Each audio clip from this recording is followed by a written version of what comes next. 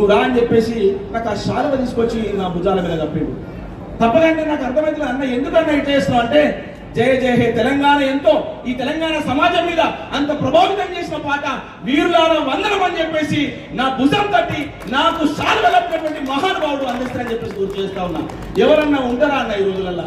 ఎవరి పాట వాళ్ళకే గొప్పది అనుకుంటారు, ఎదుటోళ్ళ పాట గొప్పదని చెప్తారా ఎవరన్నా? అంత గొప్ప మహానుభావుడు ఇలా మన కళ్ళ ముందు లేకపోవడము ఇలా బాధాకరం. నాకు నిజంగానే దుఃఖం వస్తుందన్న అన్న లేకపోవడాన్ని. ఎందుకంటే 2 రోజులకు ఒకసారి ఫోన్ చేస్తుండే, ఎక్కడ నువ్వు తమ్మని అడుగుతుండే. మీరందరూ పరిశీలించండి, ఎవరైనా ఆత్మీయంగా అందశ్రీ గారితో ఉన్న వాళ్ళు ఎవరైనా ఉంటే మీరు ఫోన్ చేయకుండా సరే తానే ఫోన్ చేసి మాట్లాడే ఒక ఆత్మీయ సంబంధము అందశ్రీ గారు అని చెప్పేసి గుర్తు చేస్తూ, ఇంకా ఎక్కువ సమయం తీసుకున్నందుకు దయచేసి మన్నించాలని చెప్పేసి ఆ వీరుడు గురించి అన్న చెప్పినట్టుగా అందరం కలిసి పాడుకుందాం. మన జోహార్ అందశ్రీ గారికి, జోహార్ అందశ్రీ గారికి. మల్లె పువ్వులారా మట్టి వాసనలారా, మల్లె పువ్వులారా